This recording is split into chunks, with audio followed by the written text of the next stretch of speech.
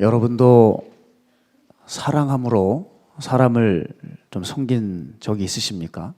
저도 참 제가 마음에 두고 사랑했던 사람들이 있습니다. 그런데 그렇게 마음으로 사랑했었지만 실수를 저지르고 죄 가운데 무너지고 또 깊은 상처를 제게 남기고 이러면서 떠나가는 경우도 있습니다. 그런 일을 겪을 때는 정말 마음이 바닥을 치는 것 같고 손에 일도 잘 잡히지가 않습니다. 제가 이런 일들을 제 삶 속에서 경험할 때 하나님의 마음을 분명히 깨달았습니다. 하나님이 나에 대해서, 우리에 대해서 이러실 수 있겠구나. 하나님은 이 사람만큼은 내 사람이라고 생각을 한 겁니다. 그런데 이 사람이 세상을 사랑하고 사탄이 던져주는 먹이를 물고 살아갈 때 그 하나님의 마음은 얼마나 찢어질까, 얼마나 무너지실까. 저는 이 생각을 자주 하곤 합니다. 그래서 제가 어떤 잘못을 저지르거나 실수할 때마다 바로 이 하나님의 마음을 떠올리곤 합니다. 당당한 태도로 그렇게 제 뜻을 펼치고 있다가도 하나님의 마음을 얼른 떠올리다 보면 마음이 그렇게 순식간에 아주 죽을 것 같은 마음이 들어서 쥐고 있는 것을 그냥 놔버리는 그런 적이 많아요. 내가 너를 사랑했는데, 내가 너를 믿었는데 네가 나한테 이렇게 하는구나. 이런 마음들이 느껴지니까 작은 죄라고 할지라도 얼른 관두게 되고, 마땅히 이 일은 내가 해도 되는 일인데도 불구하고 주저하게 되고, 시간이 가면 갈수록 고민이 많아지는 제 자신을 발견하곤 합니다. 그런데 여러분, 이것이 우리 입장에선 조금 고통스러울지 모르겠지만 이거는 엄밀히 말하면 한마디로 말씀드릴 수 있습니다. 이것이 바로 은혜입니다. 은혜. 우리가 은혜를 입었기 때문에 내 마음대로 내 뜻대로 살 수가 없고 이제 보이지 않던 것들이 보이기 시작하는 것이죠. 제가 이제 오늘 또 청년의 예배 때도 살펴보긴 하겠지만 열왕기상을 보게 되면은 이 엘리야가 혼자인 줄 알고 힘겹게 영적인 전투를 치릅니다. 그러다가 하나님께서 바알에게 무릎 꿇지 않은 믿음의 동지 7천인이 있다는 것을 알려주세요. 오늘 이 본문의 바울도 그 엘리야의 이야기를 인용을 하고 있는데 그 엘리야는 그 영적 암흑기에 나 혼자 힘겹게 주를 따르는 줄 알았는데 알고 봤더니 하나님의 사람들을 준비하고 계셨다는 거예요. 쉽게 말해 바로 은혜라는 거죠. 바울은 로마서 11장에 바로 이렇게 바알에게 무릎 꿇지 않은 남은 자들이 어떻게 존재하게 되었느냐를 설명할 때 이 은혜를 설명합니다. 그 어떤 사람의 힘과 능력으로 그들이 그 암흑기를 신앙을 잘 지키고 버틴 것이 아니라 하나님이 그들을 은혜로 세우시고 은혜로 붙드시고 은혜를 힘입어서 자신의 믿음을 지킬 수 있었다는 것을 바울은 오늘 본문에 피력하고 있습니다. 그런 의미에서 로마서 11장 4절에서 5절 우리가 함께 읽어보겠습니다. 아니죠, 3절에서 5절 세 절만 함께 읽겠습니다. 시작. 주여, 그들이 주의 선지자들을 죽였으며 주의 제단들을 헐어버렸고 나만 남았는데 내 목숨도 찾나이다 하니 그에게 하신 대답이 무엇이냐? 내가 나를 위하여 바알에게 무릎을 꿇지 아니한 사람 7,000명을 남겨두었다 하셨으니 그런즉 이와 같이 지금도 은혜로 택하심을 따라 남은 자가 있느니라. 아멘, 아멘. 오늘 이 본문에는 남은 자라고 하는 단어가 나오죠. 그런데 이 남은 자라고 하는 단어는 초신자인 경우에는 참 생소하고 낯선 단어일 수 있겠습니다. 그래서 쉽게 말씀드리죠. 이 말을 바꿔 말하면 무슨 말이냐면 은혜를 입은 사람들이라는 뜻입니다. 은혜를 입은 사람들. 여러분은 은혜를 입은 사람입니까? 아니면 입지 못한 사람입니까? 은혜를 받고 은혜를 입은 사람이라면은 마땅히 우리의 삶에서 은혜를 받은 자에게서 얻어지는 그 은혜를 얻은 사람에게만 나타나는 증상과 은혜가 올 때 주어지는 그 능력이 있기 마련이거든요. 그래서 우리가 오늘 이 시간에는 내가 정말 은혜 받은 것이 맞는지 다시 한번 좀 점검해 보는 시간이 되었으면 좋겠습니다. 첫 번째, 은혜를 얻은 자들에게 나타나는 그 능력이 뭐냐면 첫 번째는 안목이 바뀐다는 거예요. 안목이 바뀐다. 어제 우리 마가의 다락방 청년의 리더들과 함께 모임을 좀 했었습니다. 그래서 저도 이제 Q&A 시간을 좀 가졌어요. 청년들이 궁금한 게 워낙 많다고 해서 잠깐 말씀을 나누고 Q&A를 나눴는데 질문 중에 하나가 이것이었습니다. 목사님, 예수님을 만났다는 것과 만나지 못했다는 것의 차이점이 무엇인지 알려주세요 라고 적혀 있었어요. 아주 중요한 질문이고 기본적인 질문입니다. 저는 바로 대답을 해줬죠. 죄와 세상에 대한 태도가 바뀐 것이다. 예수님을 만난 것과 예수님을 아직 만나지 못한 것, 내가 교회를 다녔다고 해서 예수님을 만난 게 아니라 교회를 다녔어도 죄와 세상에 대한 태도가 바뀌지 않으면 그 사람은 예수님을 못 만난 것이라는 것을 말해 주었어요. 그렇지 않겠습니까? 내가 예수님을 믿는다고 하지만 이전에 지었던 죄들을 여전히 좋아하고 세상에 여전히 속해 있고 그리고 죄와 세상에 대한 태도가 전혀 안 바뀌었어요. 그 사람은 예수님 만난 사람이 아니죠. 그러나 내가 이제 예수님을 구주로 영접하면 어떤 일이 나타납니까? 죄에 대한 태도가 바뀌고 세상에 대한 안목이 달라지는 거예요. 그럴 때 그 사람은 예수님을 만난 사람이라고 말할 수 있겠죠. 그렇습니다. 우리가 은혜를 입었다면 무엇이 주어집니까? 안목이 바뀌는 능력이 생겨요. 늘 봤던 것들인데 이거에 대한 평가와 분석이 달라집니다. 예전에는 관심 없었던 것이었는데 이것이 사랑하게 되고 보잘것없는 것이었는데 너무 소중하게 느껴지고 예전엔 그토록 이거 없으면 안 되는 것이었는데 더럽게 느껴지고 어떤 이런 일련의 안목의 변화가 생겨나는 거예요. 저는 개인적으로 참 이 부분에 대해서는 너무 모릅니다. 미술입니다. 저는 미술에 대해서는 잘 몰라요. 사람들이 가끔 어떤 액자를 보면서 여기 기막힌 작품이래요. 근데 제 눈에는 아무리 봐도 그냥 물감을 풀어놓은 것 같고 그냥 헝클어 놓은 것 같고 실수해서 틀린 것 같은 거예요. 그런데 이게 뭐 몇 억짜리래요. 그럴 때 참 기가 막혀요. 이걸 정말 사는 사람이 있나, 이 돈을 주고. 그런데 그때 깨달았습니다. 미술에 대한 지식이 없으니 보는 눈이 없으니 진가를 전혀 모르더라는 거예요. 지식이 없으니 고가인지 싸구려인지 진품인지 가품인지 알 수가 없어요. 그러나 여러분, 은혜를 받은 사람은 영적 지식이 옵니다. 그 영적 지식이 옴으로 인해서 시각이 달라져서 이제 볼 것을 제대로 보게 되고 분별하는 능력을 얻게 되는 거죠. 교회를 바라보는 눈도 마찬가지라고 생각합니다. 요즘 많은 성도님들이 교회를 두고 참 많이 따지는 시대 같아요. 시설 공간도 많아야 된다고 생각하시고 주차장도 넓어야 된다고 생각하시고 프로그램도 이것저것 있어야 된다고 생각하시고 뭐 카페도 있어야 된다고 생각하시고 교회 사람들 그 관계도 좋아야 된다고 생각하시고 또 심지어 앉아있는 그 의자도 소리가 나면 또 안 된다고 하고 어떤 사람은 장의자가 있어야 한다고 그건 불편하다고 개인 의자를 놔야 된다고 그러고 뭘 그렇게 교회에 대해서 따지고 이것저것 이야기하는 게 많은지 모르겠습니다. 그리고 뭐라고 거기에 덧붙여서 얘기하냐면 이런 게 잘 안 되면 부흥이 안 된다고 생각을 하는 거예요.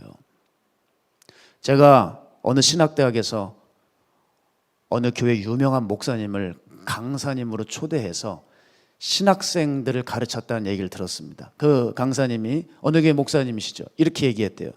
교회가 부흥이 돼야 되는데 그 부흥의 비결이 뭔지 아느냐? 그거 아는 사람 있느냐 하면서 본인이 이렇게 얘기했대요. 교회의 부흥은 조명에 달려있다 그러더래요. 제가 여러분 그 얘기를 듣고 깊이 깨달았습니다. 조명에 따라서 교회가 부흥이 결정되는 걸 저는 그제서야 알았습니다. 그렇구나. 그렇다면 우리 마가야 다락방도 조명을 조금 더 확실하게, 이거 굉장히 무난한 걸 달아놨거든요. 조금 더 확실하고 조금 더 화려하고 아주 기가 막힌 분위기를 연출하면 교회가 부흥이 되는 거예요. 제가 그때 알았어요.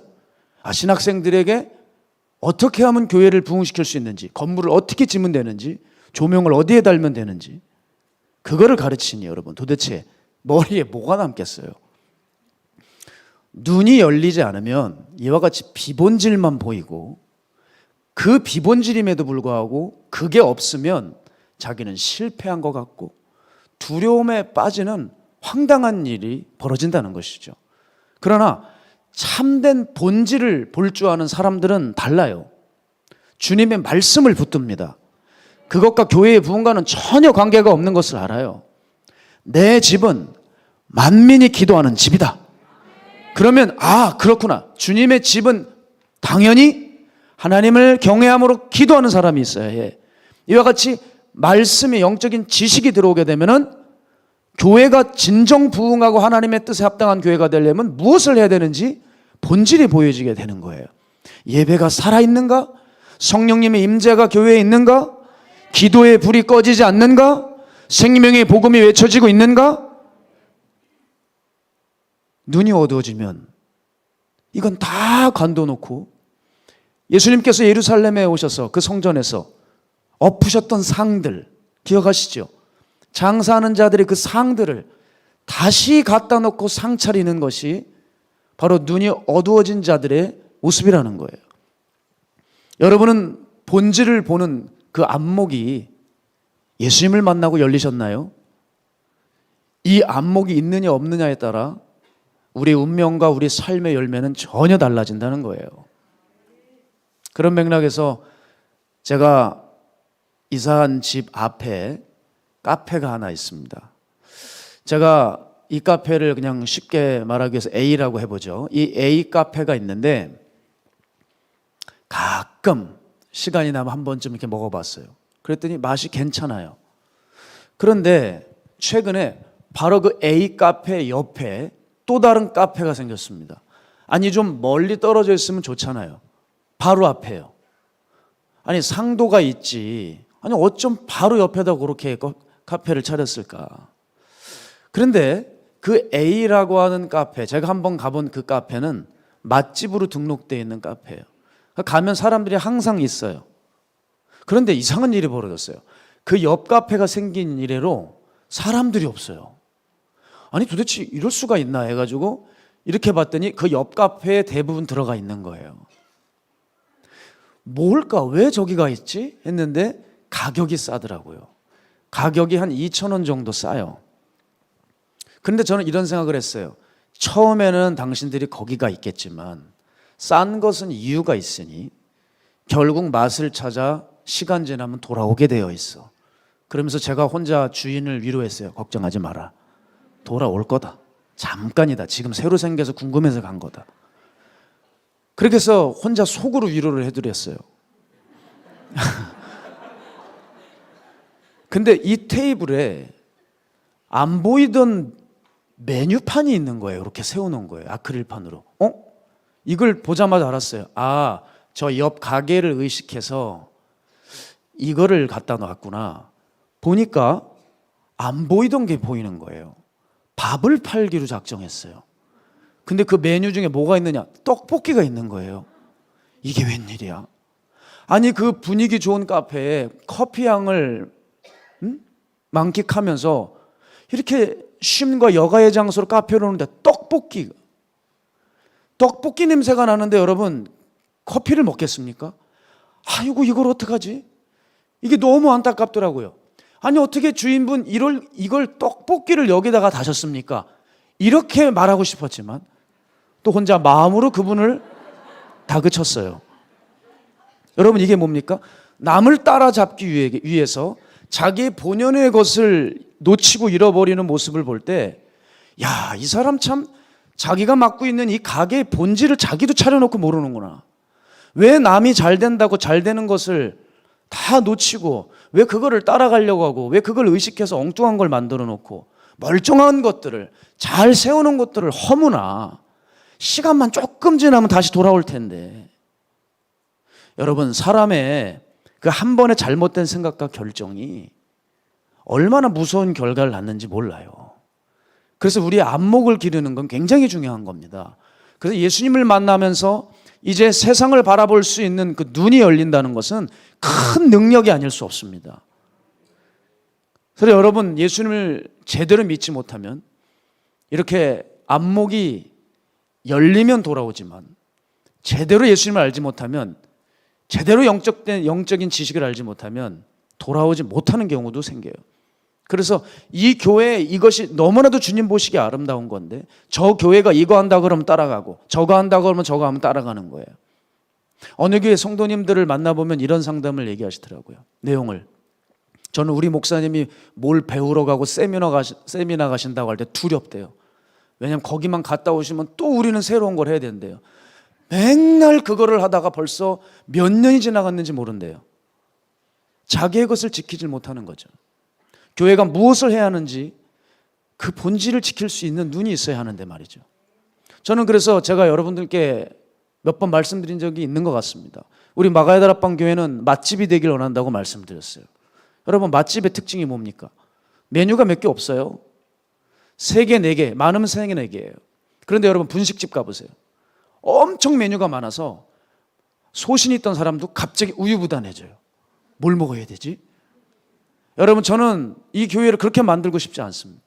남들이 이거 하고 저거 한다고 자기 고유의 정체성을 잃어버리고 교회를 메뉴 많은 분식집으로 만들고 싶지 않아요. 우린 예수님이 기뻐하시는 한 가지의 맛을 그대로 내기 원합니다. 거룩의 맛, 경건의 맛, 구원의 맛. 네? 그런 의미에서 우리의 잘못된 식견과 생각들이 있다면 오늘 이 하나님의 말씀으로 우리의 안목을 날마다 교정받기 원합니다. 당장 조금 잘 되고 조금 더 부응하는 것에 속지 말고 조금 느리더라도 천천히 가더라도 뭔가 보이지 않는다 할지라도 그리스도의 말씀으로 내 마음에 새기고 가장 안전하고 예수님의 사람다운 맛을 내는 그 방향으로 우리가 나아가면 좋겠습니다. 그렇게 변화된 사람들은 안목이 바뀌어요. 근데 이 안목이 바뀐다는 것을 조금 더 구체적으로 말씀드리려고 합니다. 안목이 바뀐다는 것은 이런 의미예요. 전체를 볼 줄 알게 된다는 것입니다.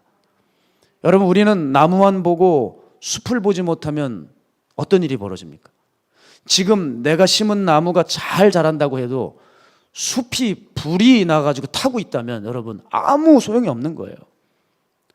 지금 국지전에 승리한다고 있다고 해도 이 전체 전쟁의 이 흐름을, 전세를 바라보지 못하면 그 전쟁 자체에 실패하는 것입니다. 특히 영적 전쟁에도 마찬가지예요. 전체를 보는 눈이 있어야 이기지 부분만 보면 패배하고 맙니다. 그런 의미에서 저는 우리 박 목사님께 그동안 전체를 보는 눈을 배워왔던 것 같아요. 이런 겁니다. 네 찬양인도에 지금 은혜가 있고 네가 맡고 있는 교회에 사람들이 오고 부흥이 있다고 하고 네 설교를 누가 얼마나 본다고 할지라도 결과적으로 네가 나중엔 버림받을 수 있어. 네가 하나님 앞에 쓰임받지 못할 수가 있어. 너는 버려지고 네 교회는 허물어질 수 있어. 지금 내 눈앞에 어떠함을 보고 기뻐할 것이 아니라 앞을 내다보고 전체를 볼 수 있는 눈을 가르쳐 주셨어요. 그렇습니다. 마치 애들은 지금 식탁에 떨어져 있는 장난감을 보고 얼른 그것을 가지고 놀고 싶어서 달려가죠. 그렇죠? 그런데 그 장난감을 주워서 일어나면서 식탁에 뾰족한 모서리에 찍혀서 다칠 것을 알지를 못합니다. 그러나 부모들은 어떻죠? 아이가 식탁 밑에 있는 장난감을 가지러 달려가는 것을 보자 그 아이를 막고 부모가 가서 그 장난감을 주워서 아이의 손에 주는 것이죠. 여러분, 이게 뭐예요? 은혜죠. 볼 줄 아는 거예요. 우린 자꾸 부분만 보는 겁니다. 내가 원하는 것만 보는 거예요. 그러나 그리스도를 만나면 어떻게 돼요? 전체 상황을 알게 되는 거예요. 다시 얘기해 볼까요? 여러분, 아무리 4차선, 6차선에 잘 닦아놓은 포장도로가 있을지라도 그 길의 끝이 절벽이면 여러분 가면 안 되는 길이에요. 지금 비포장도로일지라도 지금 가는 길이 수고와 눈물이 있는 사막길이라고 할지라도 그 끝이 물된 동산이면 어떻게 해야 돼요? 가야 하는 길인 거예요. 이와 같이 지금을 보지 말고 부분을 보지 말고 전체를 볼 수 있는 눈이 열려야 돼요. 그래야 많은 사람들이 다 가는 길이라 해도 멈출 수 있고 아무도 가지 않는 길이라 할지라도 우리는 이 길이 생명의 길임을 알고 대가를 지불해서라도 그 길을 걸어가는 것입니다. 전체를 보는 눈이 열리길 주의 이름으로 축복합니다. 우리를 지금 당장 편하게 하고 즐겁게 해주는 그 미끼에 속지 마세요. 그 뒤에 있는 바늘을 볼 수 있어야 하는 거예요. 전체를 보시라고요. 제가 여러분께 말씀드리죠. 우리 그리스도인들은 미끼를 보는 존재가 아니라 그 뒤에 바늘을 보는 존재라고요. 전체를 봐야 됩니다. 물고기는 떡밥, 지렁이를 좋아해요. 물고기 눈에는 아주 먹음직스럽죠. 그래서 그냥 확 뭅니다. 그런데 여러분, 그걸 무는 순간 그 물고기는 단 한 번도 경험해 보지 못한 하늘을 날게 됩니다. 붕 위로 날아올라가지고 그 물고기의 시야에 미끼가 아닌 다른 게 보이기 시작해요. 웬 씨 굽고 있는 어떤 아저씨가 보이고, 그 아저씨 손에 낚아채어 뜨거운 물에 자기는 들어가 매운탕이 되어서 나옵니다. 재밌습니까? 여러분, 이게 우리 모습이라니까요. 바로 우리가 유혹에 빠지는 이유가 뭡니까? 전체를 보지 못하는 거예요. 그러나 우리가 전체를 보는 눈이 있다면 우린 마귀의 유혹을 이길 것입니다. 내가 이 죄를 지으려고 할 때 그 눈을 가지고 있으면 내가 이 죄를 물었을 때 나는 이제 어떻게 될지 그것을 생각하게 돼요. 그러나 대부분 그 생각을 하지 못합니다. 그래서 다 당하죠. 그러나 말씀으로 무장된 사람들은 내가 이것을 선택했을 때 그 다음은 어떻게 될지를 아는 사람들이에요. 그래서 피할 길을 피하게 되고 선택할 걸 선택하게 되는 것이죠. 늘 생각하면서 그와 같이 삶 속에서 시뮬레이션을 말씀의 힘으로 돌릴 수 있는 사람, 그러니 그 사람들에겐 승리만 있게 되는 겁니다. 따라서 은혜를 입은 사람들은 안목이 바뀌는데, 즉 전체를 볼 줄 아는 능력이 생기는 거예요. 여러분, 이 맛에 우리가 예수 믿는 줄로 압니다. 이걸 경험했기 때문에 예수님 포기할 수가 없는 거예요. 그래서 예수님 따라가다가 지금 당하는 일이 고난이요 핍박이라고 사람들은 이름 지을지 모르겠지만, 여러분, 우리는 전체를 볼 수 있죠. 나중엔 그것이 최후 승리로 바뀌게 될 것입니다. 지금 여러분의 고난과 핍박과 박해가 그게 아니고 최후 승리일 수 있다는 거예요. 두 번째, 은혜를 입은 자들에게서 나타나는 특징은 세상을 이길 힘이 있다는 거예요. 오늘 4절을 보세요. 바알에게 무릎 꿇지 않았다는 것이 뭡니까? 바알에게 무릎 꿇지 않았다는 것. 간단히 말해서 세상에 저항하면서 이겼다는 거예요. 그 원인을 무엇이라고 합니까? 너의 잘남 어떠함 때문이 아니라 너희들이 은혜로 택하심을 입어서 그렇다. 그럼 은혜를 입은 사람이 누구냐? 세상에 굴복하지 않고 이기는 자들이다. 우리가 원래 예수님을 믿으면 이 정도 능력을 가지고 있는 사람들이에요. 이게 여러분 성경이 제시하고 있는 그리스도인들이에요. 그런데 이런 얘기 들으면 굉장히 낯설죠? 너무 낯설어요. 왜? 그런 사람이 별로 안 보여요. 그리스도인들이 너무 맥을 못 추고 살아갑니다. 믿음이 가진 힘, 기도가 가진 힘, 경건과 거룩이 가진 힘, 이 힘은 도대체 성도들에게 과연 있는 것인가 싶을 정도로 주변에 찾아보기가 어렵습니다. 직장 생활하면서 상관이 술 따라주는 거에 대해서 거부하지 못해요. 그것도 그 정도도 힘이 없어요. 술자리에 쉽게 끌려가 타협하고, 내가 출세할 것 같고 승진 앞에서는 남을 모함하고 짓밟는 일을 서슴지 않고, 유혹이 찾아왔을지라도 남들이 모르면 돼 하면서, 남들만 모르면 된다고 하면서 그걸로 된 줄 알고 죄를 저지르고. 이 중에서도 있을 수 있어요. 교회에 와서는 기쁨이 이상하게 없어요. 그런데 끝나기만 하면 이상하게 기쁨이 샘솟듯 올라오는 사람들, 발걸음이 가벼운 사람들. 제가 오늘 이 예배당 오면서 그래도 아직까지는 살아있구나 생각을 했어요. 설레더라고요. 기쁨이 있더라고요. 제 설교가 어떻게 지금 막을 내릴지 전 몰라요. 그런데도 부담은 있지만 하나님 앞에 예배할 수 있다는 것, 우리 사랑하는 성도님들과 함께 하나님의 말씀 나눌 수 있다는 것, 이것에 대한 기쁨이 올라오더라고요. 여러분, 우리에게 이런 것이 있습니까? 이런 것이 없다면 도대체 이 사람들이 그리스도인인지 지옥인인지 구분이 안 되는 거 아니겠습니까? 그런데 왜 교인들은 이렇게 세상을 이기지 못하는 나약하고 명목상 그리스도인이 되었을까? 남의 눈치를 심하게 보기 때문입니다. 저는 이걸 깨달았어요. 왜 복음을 받은 사람들이 이렇게 세상을 이기는 사람들인데 세상을 못 이길까? 황당하게 사람 눈치, 세상 눈치를 너무 많이 봐요. 자기 이익 앞에 이것저것 쳐다보다가 믿음을 놓치고 말아요. 제가 여러분 중요한 거 말씀드릴게요. 여러분, 하나님이 사람보다 크시지요? 다시요. 하나님이 사람보다 크시지요? 아멘. 제일 길게 하신 분들 정말이시길 바랍니다. 그렇다면 사람의 인정과 평판에 매이지 않아요. 사람이 자기를 모욕하고 억울한 일을 가해도 그걸 구태여 사람들에게 알리려고 하지 않아요. 왜? 하나님만 알아주시면 되니까. 사람보다 큰 분이라며요. 하나님이 모든 것을 다 알고 계시면 그것으로 뱃속 편해져야 되거든요. 뱃속 편하지가 않아요. 불편해요. 하나님은 계속 모른 척 하실 것 같은 거예요. 그러니까 누군가에겐 얘기를 해야 될 것 같은 거죠. 그 말이 뭐예요? 하나님보다 사람이 더 크다고 믿는 것입니다. 어려움이 찾아올 때마다 꼭 사람에게 가서 이 얘기하고 저 얘기하고 싶은 사람들이 있죠. 그 사람의 믿음은, 그 믿음의 대상은 하나님이 아닙니다. 사람이죠. 사람이 더 크니까 일단 사람에게 알리고 기대는 거 아니겠습니까? 하나님이 더 크면 하나님만 아시면 되지 하면서 그냥 딱 일단락 해버리는 거예요. 그러나 우리는 알게 모르게 사람 눈치를 너무 봐요. 그래서 선행을 하건 악행을 하건 사람에게 일단 알리고 싶은 습성을 가지고 있는 겁니다. 또 교회에 왔는데 자꾸 사람 때문에 계속 화나고 슬픈 사람들 있죠. 시험 드는 사람들 있죠. 이 사람들 보면 하나님보다 사람이 더 큰 사람이에요. 그러니까 늘 예배당 와서 하나님을 바라보지 못하고 사람 때문에 시험 들고 상처받았다고 교회 나가는 거거든요. 성도의 진정한 능력은 하나님 크신 줄 알고 오히려 사람과 세상 앞에 심지어 교인들 앞에서도 당당해지는 것입니다. 그 힘을 얻어야 돼요. 그리고 또한 우리가 세상에 맥없이 지는 이유가 뭐냐면 가슴판에 남아있는 말씀이 없어요. 여러분, 교회를 다닌 것과 내 심령에 말씀이 박힌 것은 천지차이입니다. 교회는 수십 년 다닐 수 있어요. 그런데 왜 많은 사람들이 그렇게 지옥을 향해 갑니까?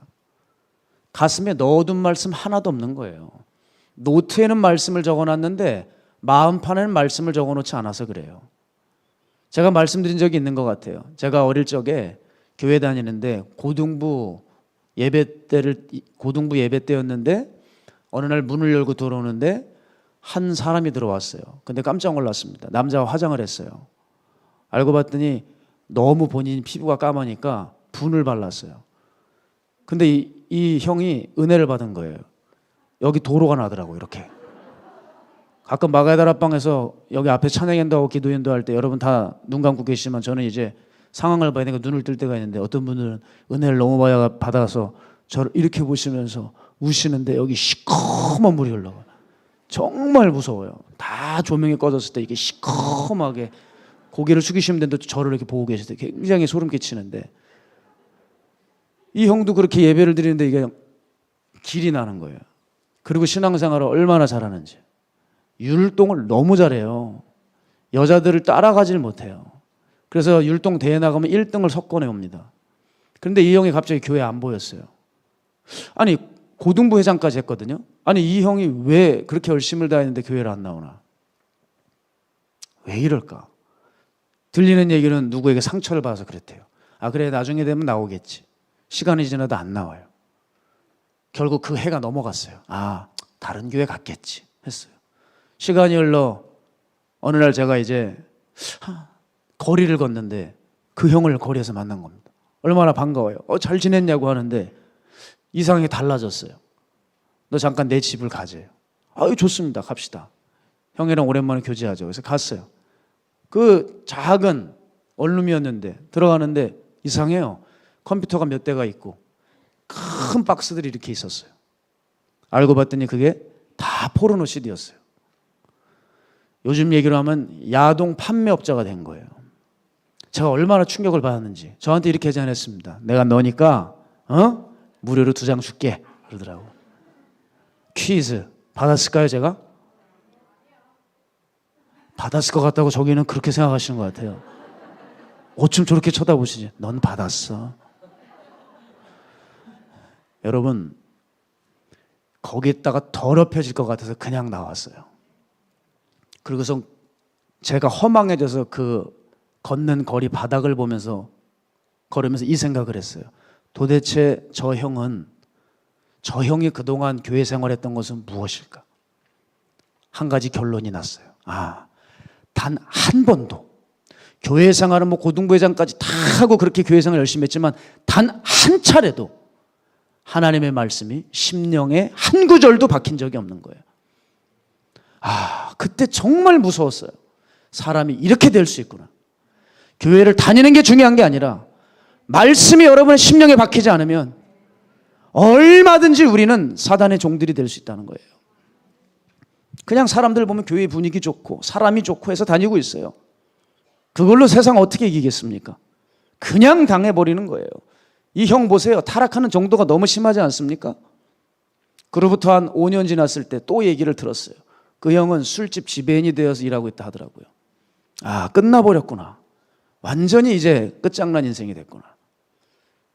여러분은 마음에 새겨진 말씀 한 구절이 있습니까? 아니, 새겨진 거요. 암송하는 거 말고. 그 새겨진 말씀이 있다면 그 말씀으로 세상을 하나씩 극복하고 계실 거예요. 왜냐하면 하나님의 말씀은 힘이고 권세고 능력이니까. 주님께서 이런 모습을 보실 때 가슴 아플 거라고 저는 생각합니다. 그리스도인들은 바르게 무릎 꿇지 않은 7천인을 대표하는 거예요. 그렇지 않아요? 그들이 바로 우리라는 거예요. 그러나 우리의 삶은 세상에 짓눌리고 잡혀 살고 먹히고 세상과 전혀 다를 바가 없고, 그러니 교회인들이 만약에 초신자들이 교회에 오게 되면은 교회에 정착을 못하고 등록을 못하는 게 이게 뭐야? 쟤 나보다 더하네. 여기가 교회야 세상이야? 아유, 여기 뭐 어차피 세상인데 내가 왜 교회를 다녀? 세상에 가 있지. 그래서 교회를 나가는 거예요. 어차피 교회 안에 들어와야 세상이니까. 사랑하는 여러분, 우리 안에 말씀 한 구절이 깊이 새겨져 그것을 가지고 세상을 이길 수 있는 힘을 가진 것이 그리스도인인 줄로 믿습니다. 세 번째, 은혜 입은 자들에게 얻어지는 나타나는 능력은 뭐냐? 가슴에 목마름이 끊이지 않는다는 거예요.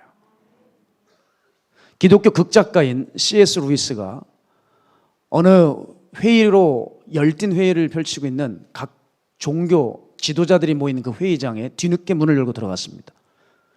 그때 각 종교의 이름난 지도자들이 각자의 책상에 앉아서 무슨 교, 아무개 하면서 다 편말을 가지고 있는데 뒤늦게 C.S. 루이스가 들어갔어요. 그때 뒤늦게 들어온 그 C.S. 루이스가 그래도 교계에서 저명한 사람인 것을 알고 이렇게 한 사람이 질문했습니다. 당신 기독교가 타 종교와는 다른 고유성이 무엇인지 말해보시오. 그랬어요. 그때 C.S. 루이스가 뒤늦게 들어와서 조금도 고민하지 않았습니다. 뭐라고 했는지 아세요? 은혜입니다. 은혜지요. 근데 알고 봤더니 이 기독교의 고유성이 뭔지에 대해서 설명을 잘 못하는 사람들이 많았어요. 근데 C.S. 루이스가 들어오자마자 그냥 당연하듯이 한마디로 일축시켰어요. 타 종교와는 비교조차 할 수 없는 것이 하나 있다. 은혜다. 은혜예요, 은혜. 여러분, 이 은혜는 사람의 의지와 상관이 없습니다. 본문에서도 힌트를 주시지 않습니까?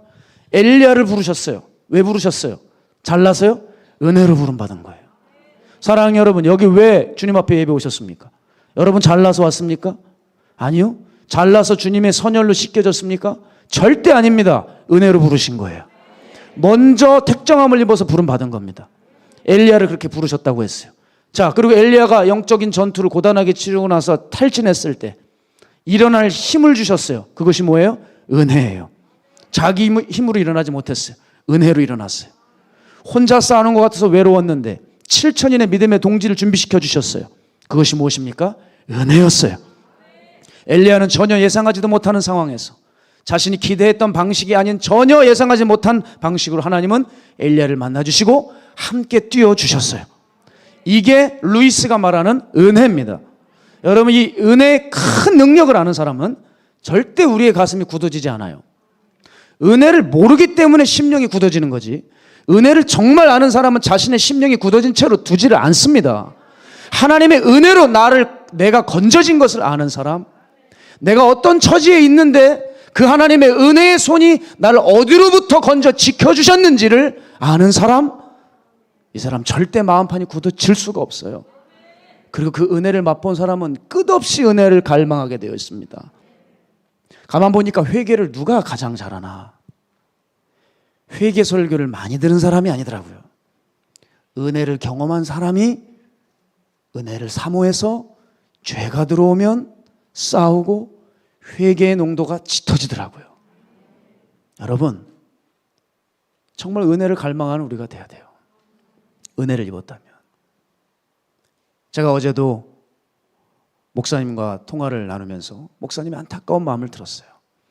이번 금요철야 집회 때였습니다. 강대상에서 이제 환우분들을 기도를 해주시는데 치유의 은혜를 베풀어 주신 사람이, 주인공들이 2명인가 나왔대요. 암이 사라지고 병이 치유가 됐답니다. 그리고 어떤 일을 목사님께서 기도해 주시는데 자신의 힘이 빠져나가는 것이 아니라, 방전되는 게 아니라 오히려 그 사람 머리에 손을 얹었는데 목사님께서 영적으로 충전이 되시더래요. 왜냐하면 하나님을 향한 목마름, 갈망, 그런 믿음이 이미 지쳐 계신 목사님을 회복시키시는 거예요. 그래서 그 사람들은 치유를 받았다는 거예요. 그런데 너무 안타까워졌던 것이 뭐냐? 그러나 다른 분들도 계셨다. 그런데 모두에게 이 치유의 은혜가 임하지 않았다. 왜냐하면 간절함이 없는 거라는 거예요. 간절함. 그냥 또 앉아있고 그냥 예배를 드리고, 질병이 얼마나 힘드시겠습니까? 그건 너무나도 잘 알죠. 그러나 그 질병이 하나님의 손에 닿게 되면 치유될 것을 믿는 강렬한 믿음을 가지고 올라와야 돼요. 그래서 이 모든 분들이 치유되기를 원하셨지만 그 치유의 은혜가 모두에게 임하지 않은 것에 가슴 아파하셨어요. 여러분, 저는 이렇게 생각해요. 왜 치유받은 그분들에게는 은혜가 있었나? 왜 그런 목마름이 있었나? 은혜를 맛봤기 때문입니다. 은혜를 정말 안 사람들은 자기가 어떤 처지에서 건져졌는지를 알기 때문에 내가 병이 있건 병이 없건 기본적으로 하나님을 향한 갈망이 생겨나게 되는 것이죠. 여러분에게 여쭤보고 싶어요. 여러분, 은혜를 입고 사시는 분입니까? 아니면 은혜를 잊고 사는 사람입니까? 자격 없는 자에게 값없이 주시니 놀라운 구원의 은혜, 일상에서 도우시는 일상의 은혜, 여러분, 이것이 여러분에게 얼마나 값어치가 있습니까? 아니면 예수님의 이름을 빙자해서 여러분의 어떤 개인의 야망과 꿈을 이룰 때 그것이 신앙생활의 맛입니까? 아니면 우리를 지옥에서 건지시고 시시때때로 도우시는 하나님의 손길이 있을 때 그것이 은혜고 값어치 있다고 여기십니까? 여러분, 저는 여러분에게 꼭 그걸 묻고 싶어요. 정말 은혜를 아는 사람이면 굳어진 마음으로 남을 흉볼 수가 없어요. 눈을 흘길 수가 없습니다. 안에 부정적인 감정이 나를 사로잡게 하지 못해요. 왜? 우리를 한순간에 품어주신 그 주님의 품을 아는 사람은 내가 그렇게 살 수 없다는 것을 분명히 알아. 삶 속에서 피 흘리기까지 내 죄와 싸우고 옛사람을 부정하게 되어 있기 때문입니다. 여러분, 우리에게는 이런 부드러운 마음이 사실상 없어요. 원래 없어요. 그러나 은혜로 주님께서 선물로 주셨지 않습니까? 그래서 우리에게는 눈물 한 방울 날 수 없는 정말 메마른 사람들이지만 하나님께서 나중에는 눈으로 우는 것을 넘어서 가슴으로 울게 하시는 지경까지 은혜를 주시고, 그래서 가슴으로 울게 하심으로 우리의 심령 가운데 주께서 말씀도 주시고 우리의 삶 속에서 작건 크건 열매를 맺게 하시는 거예요. 생각해 보세요. 은혜를 입은 사람들만이 사랑할 수 있어요. 내가 사랑을 누군가를 못하고 있다면 하나님의 은혜를 또 망각한 거예요. 은혜를 아는 사람은 사랑합니다. 은혜를 아는 사람들은, 은혜를 입은 사람은 손해가 나도 주를 위해 포기합니다. 사람을 볼 때 겉모습이 아닌 품을 영혼으로 바라봅니다. 은혜를 알면 용서하게 됩니다. 또 연합하게 하십니다. 회개를 해도 앞에 서 있는 강사들의 강요에 의해서 일시적으로 회개하는 게 아니라 날마다 회개하고 자신을 들여다보게 됩니다. 은혜가 이렇게 임하면 한 가지 능력이 우리에게 주어지는데 그것이 뭐냐면 가슴이 굳어질 기미가 없는 겁니다. 그런 의미에서 저는 잊지 못할 사건이 하나 있어요. 제가 예전에 이제 감리교회는 목사 안수를 받기 전까지 많은 과정이 있지만 첫 번째 수련 목회자라고 하는 소위 인턴 시험을 통과해야지 이제 전도사 배지를 달 수 있습니다. 그 수련목 시험을 이제 준비를 하는데 교과목이 많아요. 그리고 사람들을 많이 떨궈야 되기 때문에 점점 시험 난이도가 높아지고 있을 그 무렵이었습니다. 그래서 저는 교회에서 배려를 해주셔서 도서관에 가서 수련 목회자 시험 준비를 하고 있었어요. 근데 몇 날 며칠 이제 시험 공부만 해야 돼요. 왜냐하면 양이 너무 많아요. 뭐 성경 구절도 뭐 200구절 막 이렇게 외워놔야 돼요. 그러니까 이거 틀리면 떨어지는 거잖아요. 그러니까 뭐 달달달 외워야 되고 뭐 책을 몇 권씩 다 외워야 됩니다. 그렇게 준비를 하고 있는데 늘 끼니를 김밥만 먹고 있는 거예요. 근데 어느 날 제가 봐도 공부를 너무 열심히 했어요. 그때 뭐 한참 열심히 할 때니까 뭐 9시간 10시간 앉아있을 때인데 넌 오늘 참 너무 고생을 많이 했다. 내가 너에게 선물을 줄게. 순대국밥. 그 도서관 근처에 아주 유명한 맛집, 순대국밥 맛집이 있었어요. 늘 김밥으로 때우다가 오늘은 내가 너에게 선물을 줄게. 그러면서 오늘 이제 점심 때부터 작정을 했어요.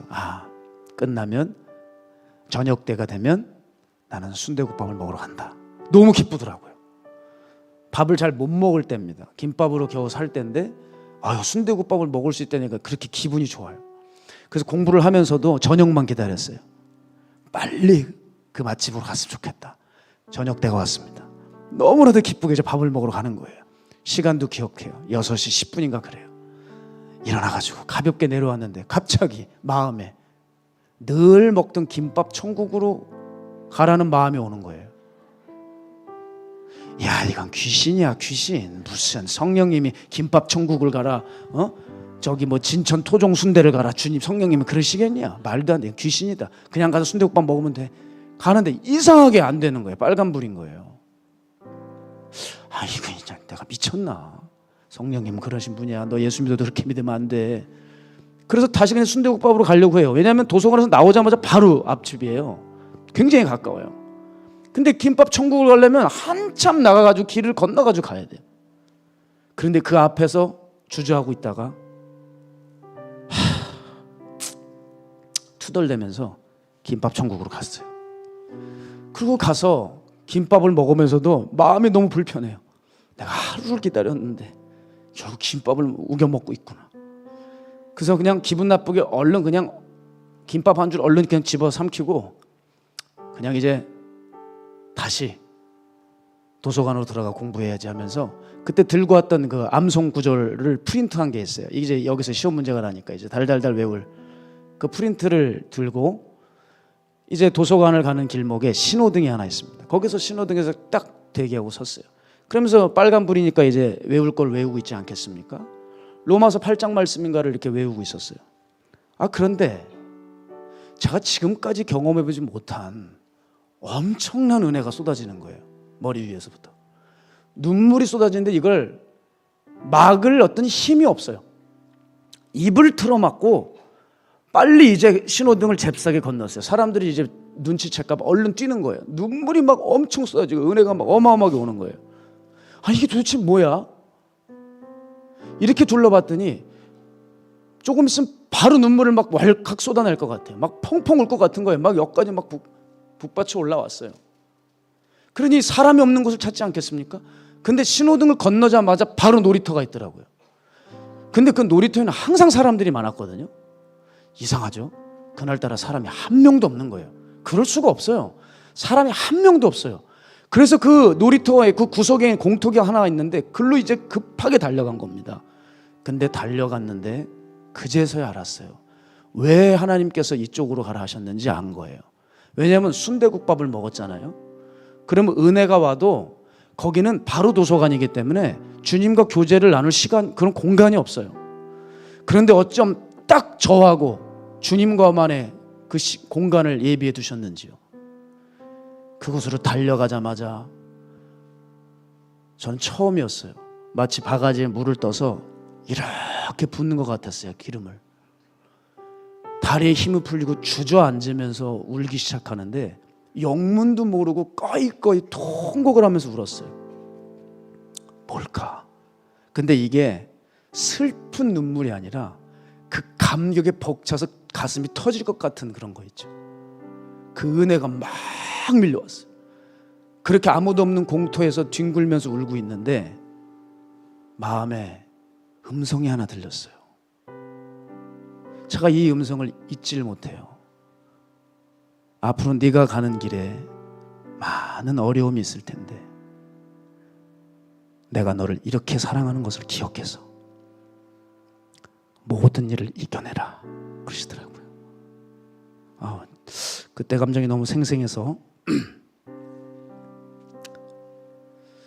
주저앉아 뒹굴었어요. 그 은혜가 있었기 때문에 순종할 수 있었고 훈련할 수 있었고 사역할 수 있었어요. 그 엄청난 은혜를 부어주셨어요. 앞으로 많은 어려움이 있을 때 내가 내게 준 그 사랑을 기억해서 그것으로 이겨내라 하셨어요. 그럼 이제 나는 이제 무엇을 드릴 수 있을까? 제가 할 수 있는 게 딱 두 가지였습니다. 성전 청소였고요, 그 당시 찬양 인도였어요. 정말 미친 듯이 성전을 청소했습니다. 그리고 한 가지, 마가의 다락방에서 생명 걸고 찬양했습니다. 정말 모든 걸 다 쏟아부었어요. 지금도 후회가 전혀 없어요.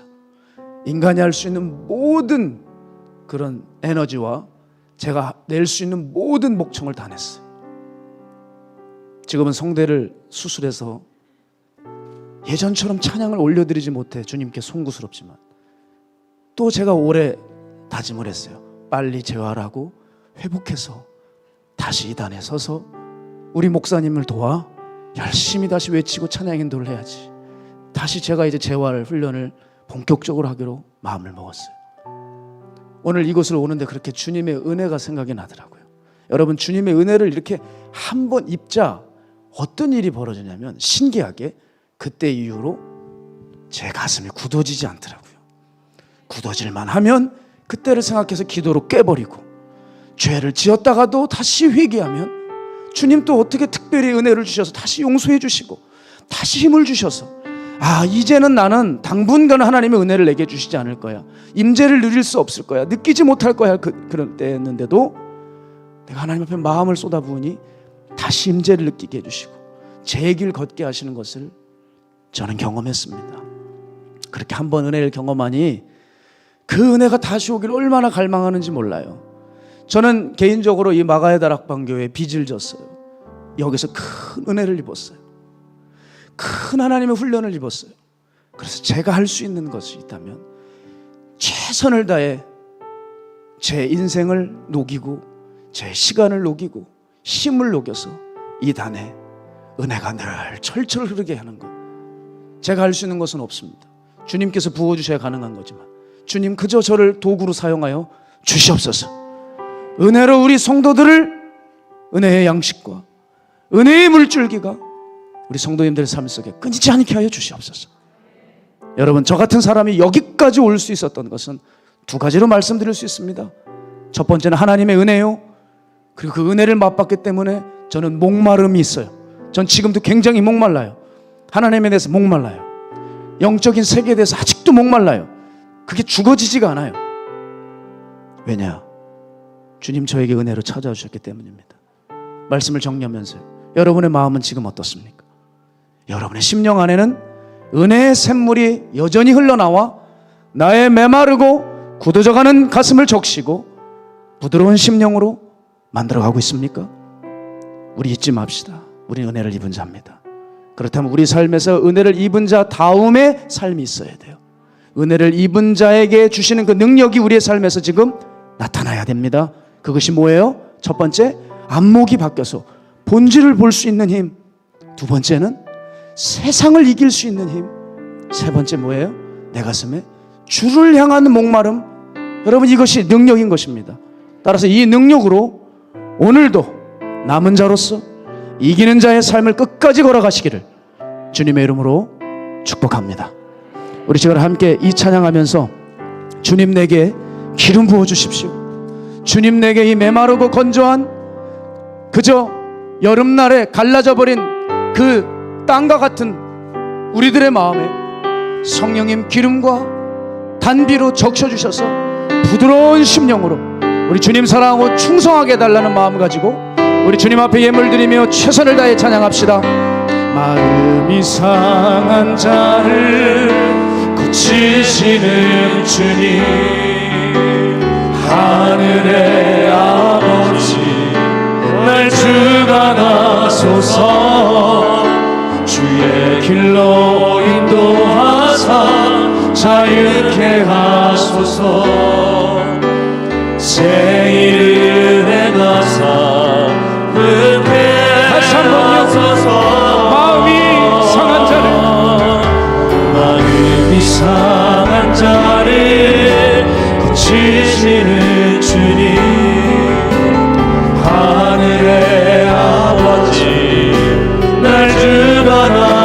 주셔서 주의 길로 인도하사 자유케 하소서.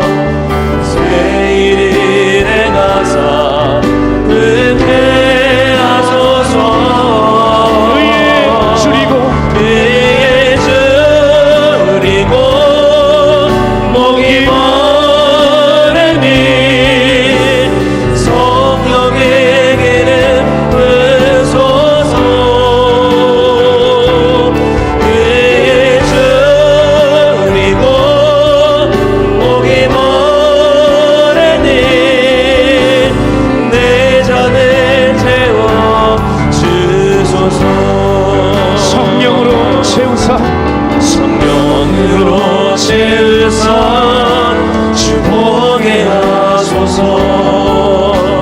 주의 임재 속에 은혜 알게 하소서. 주 뜻대로 살아가리 세상 끝날까지 나를 빚으시고 새날 열어주소서. 의에 줄이고 귀에 줄이고 목이 마르니 성령의 기름 부으소서. 의에 줄이고 귀에 줄이고 목이 마르니 내 잔을 채워 주소서. 의에 줄이고 귀에 줄이고 목이 마르니 성령의 기름 부으소서. 귀에 줄이고 목이 마르니 내 잔을 채워 주소서. 내가 매일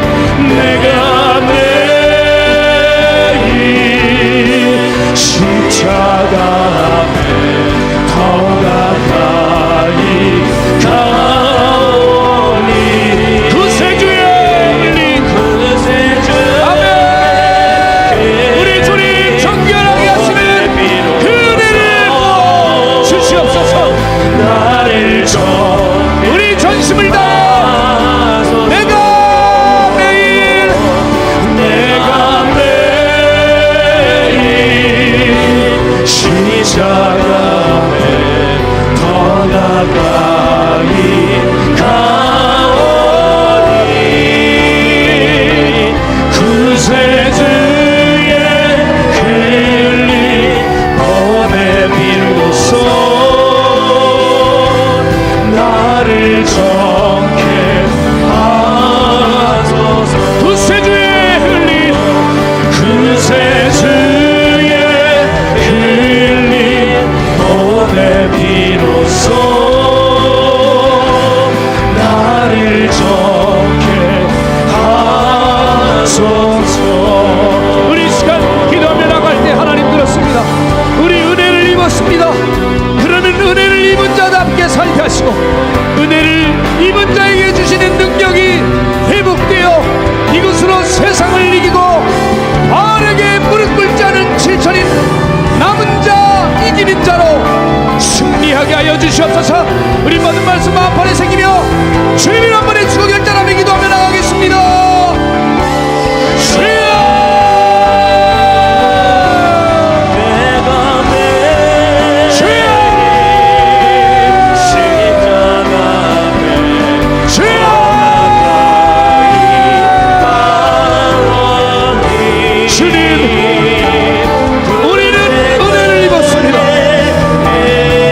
은혜를 받은 자가 걸어갈 수 있는 그 길고 마땅히 그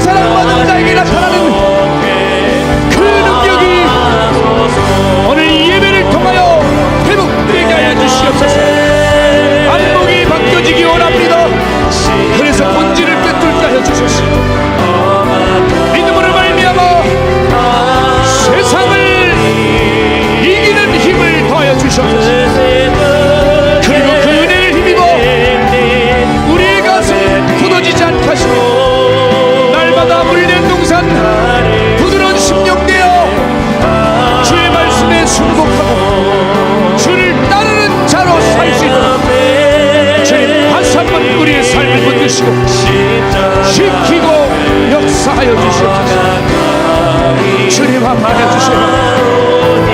주님 우리의 삶을 붙들어 주셔야 합니다. 난 은혜를 입은 자인지 은혜를 망각하고 발로 찬 자인지 우리 다시 한번 점검해보며 우리의 생명줄이 끊어지지 않는 가장 지혜로운 선택을 하는 믿음의 마가의 다락방교회 성도들과 우리 다운교회 성도들과 마가의 다락방교회를 사랑하시는 인터넷 교회 성도들 되게 하여 주시옵소서.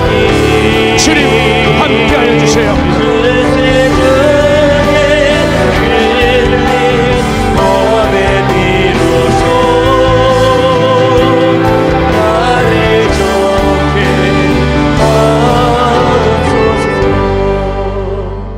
사랑하는 하나님, 우리가 예수를 믿었다고 하지만 우리 삶에 예수님의 십자가가 발견되기 어렵습니다.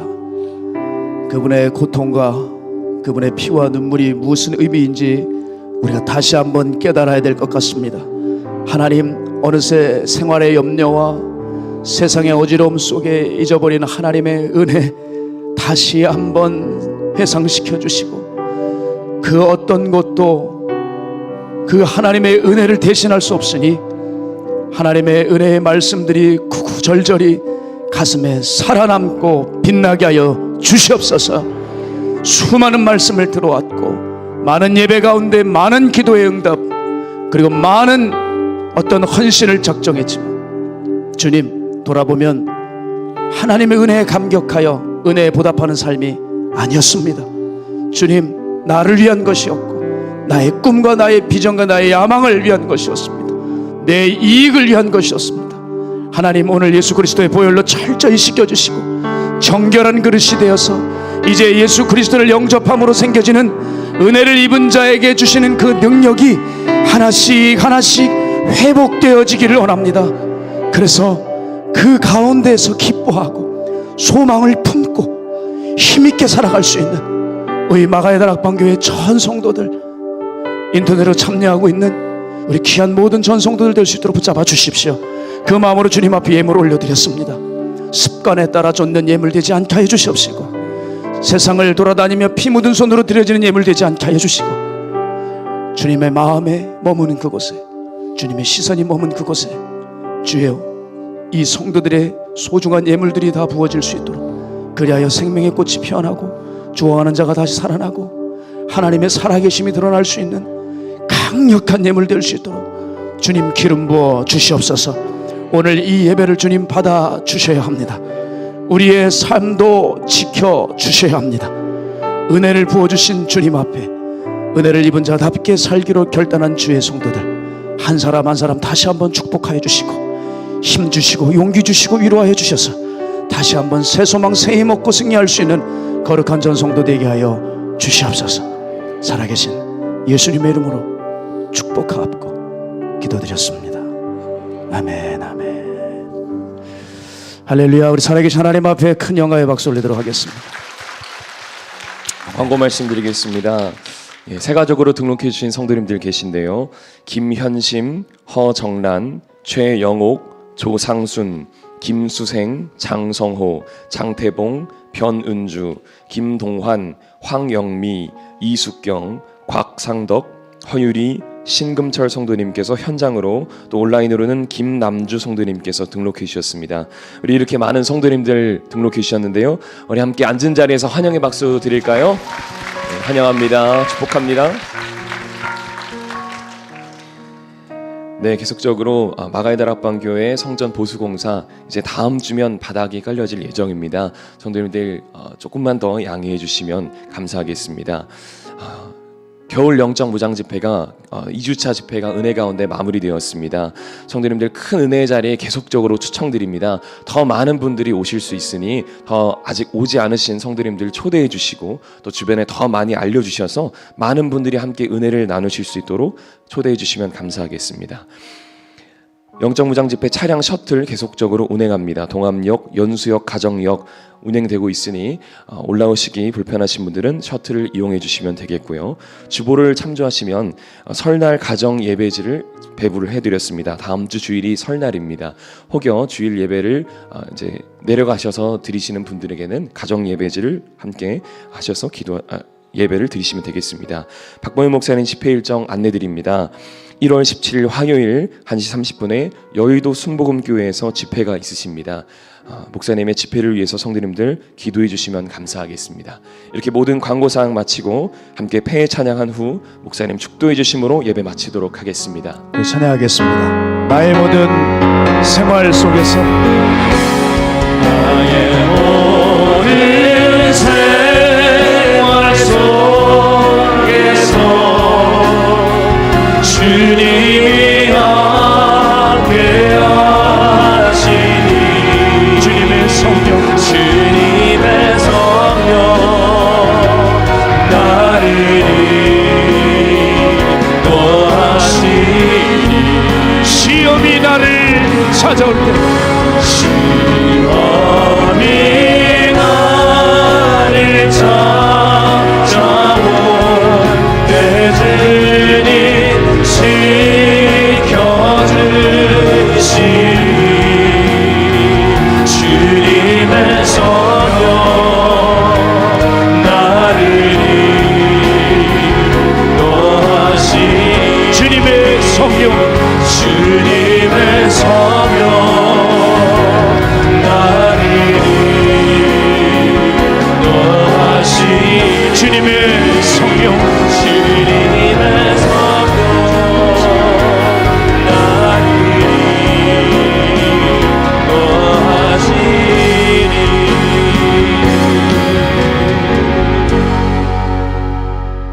지금 이곳에 성부, 성자, 성령 살아계신 하나님의 사랑과 은혜와 사람을 바꾸시는 능력이 이제 앞으로 은혜를 입은 자답게 주신 능력을 사용하여 남은 자, 이기는 자의 삶을 살기로 작정한 주의 백성들의 머리 위에, 가정 위에, 직장 위에, 사업체 위에, 또한 남아있는 마가의 다락방 공사 일정과 또한 박보영 목사님의 부흥사역과 그 건강 위에 이제로부터 영원토록 함께 하시기를 간절히 축복합니다.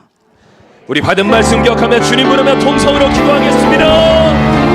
주여